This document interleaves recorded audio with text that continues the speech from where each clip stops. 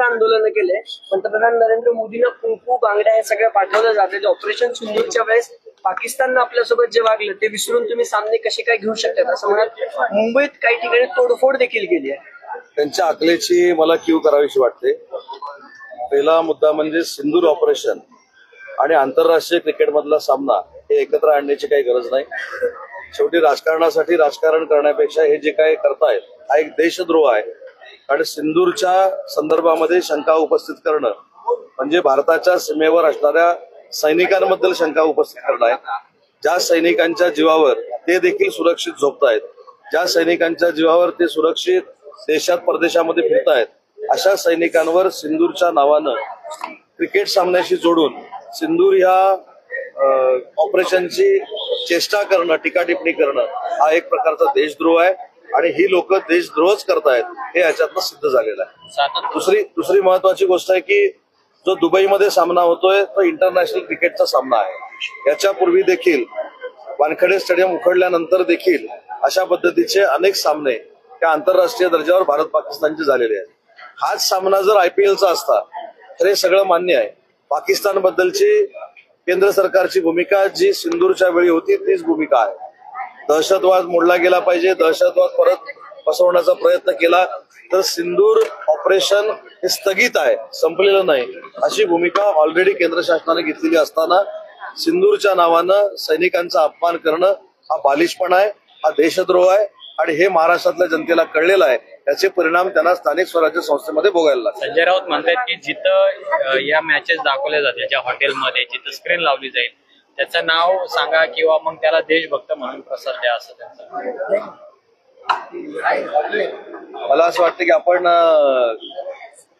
सगळ्याच त्यांच्या भूमिकेवर विश्लेषण जर द्यायला गेलो तर मला देखील योग्य वाटत नाही. कारण विधानसभेला, लोकसभेला, उपराष्ट्रपती पदाच्या निवडणुकीमध्ये सारखं बोलून बोलून बोलून कुठेही कसलाही परिणाम झालेला नाही. आपण सगळ्या मीडियानीच आम्हाला दाखवलेला आहे. त्याच्यामुळे त्यांच्या बोलण्याला महत्व देण्यापेक्षा आम्ही जे प्रामाणिकपणानं काम करतोय ते लोकांपर्यंत पोहोचवणं यासाठीच आम्ही सगळे लोक प्रामाणिकपणानं पुढे जातोय.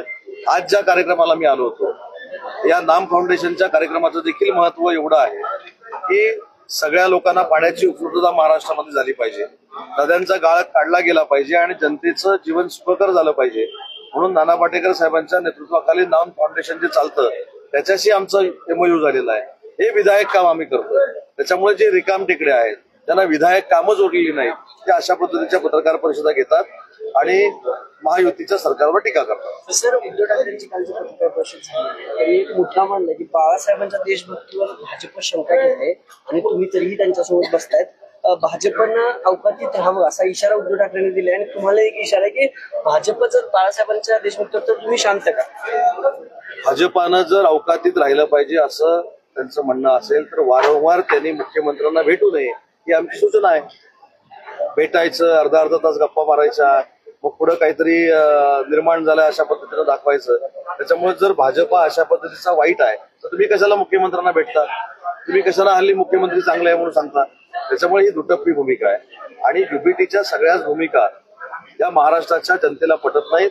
हे सगळ्या स्थानिक स्वराज्य संस्थेत नाही तर BSTच्या निवडणुकीमधनं देखील पुढे आलंय. मराठी माणसाचा पुळका घेऊन राजकारण करायचं हे मुंबईकरांना कळतं आणि म्हणून 12,000 मराठी माणसांची जी निवडणूक झाली त्याच्यातली 2,000 मतं देखील UBTला पडली. संजय राऊतांचं म्हणणं आहे की अजित पवार आणि एकनाथ शिंदे यांचं रक्त हे पाकड्यांचं रक्त आहे आणि अर्ध राजकारणी आहे, अर्धे राजकारणी अर्धे पाकडे. किती दुटप्पी भूमिका आहे बघा. आणि माझी आपल्याला एक तुमच्या सगळ्यांबद्दल आदर आहे. हे दाखवताना एका फ्रेम मध्ये तुम्ही हे दाखवलं पाहिजे की हे इकडे बोलतायत आणि त्यांच्या लोकसभेच्या उमेदवाराच्या प्रचाराला पाकिस्तानच्या दहशतवाद्यानं जो बॉम्बस्फोट केला त्या बॉम्बस्फोटमध्ये जो आरोपी होता तो प्रचार करत फिरतो ही यांची देशभक्ती आहे. खासदारकीची निवडणूक निवडून आल्यानंतर पाकिस्तानचा झेंडा मुंबईमध्ये फडकवला जातो ही यांची देशभक्ती आहे. विदा सावरकरांबद्दल राहुल गांधी फार घाणेरड्या पद्धतीनं बोलतात, त्यांच्या मांडीला लावून हे बसतात ही यांची देशभक्ती आहे.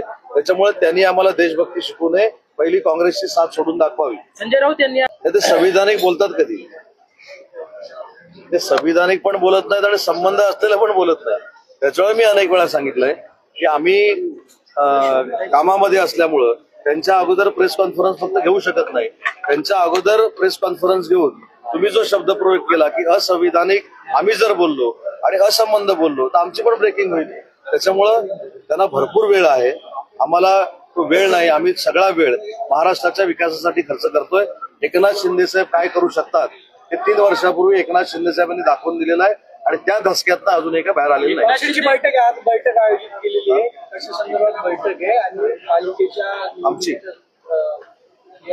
युबीटी आणि नाही, युबीटीची आणि बैठक आहे का मला माहित नाही, परंतु आमची सगळ्या आजी माजी आमदार खासदार मंत्री यांची बैठक माननीय शिंदे साहेबांच्या अध्यक्षतेखाली मुंबईमध्ये रात्री 8 वाजता आयोजित केलेली आहे. महानगरपालिकेचं सर ओबीसीचं जे सगळं आरक्षणाचं सुरू आहे, मराठा आरक्षणाचा GR आल्यानंतर खरं तर रेणापूर आणि लातूर जिल्ह्यात 2 आत्महत्या झाल्या. एक ओबीसी समाजाचा मुलगा होता आणि दुसरा जो आहे तो बंजारा समाजाचा आहे. त्यांचंही म्हणणं आहे की आम्हाला त्या ओबीसीला धक्का लागला, त्यातून आम्हाला आरक्षण द्या. तरुण वारंवार आत्महत्या करतायत, सरकार हतबल पडते या सगळ्यांचं. ओबीसी बंधू भगिनींना मला एक विनंती करायची आहे की ओबीसी समाजाचं कुठचंही आरक्षण कमी होणार नाही. हे महाराष्ट्राचे राज्यप्रमुख देवेंद्रजी फडणवीस यांनी वारंवार सांगितलेलं आहे. आमचे मुख्य नेते आणि शिवसेनेचे आमचे उपमुख्यमंत्री एकनाथ शिंदे साहेबांनी देखील सांगितलेलं आहे, दादांनी देखील सांगितलेलं आहे. त्याच्यामुळं कुणाच्या तरी गैरसमजातनं तरुणांनी कुठेही आत्महत्येकडे वळू नये ही शासन म्हणून माझी विनंती आहे.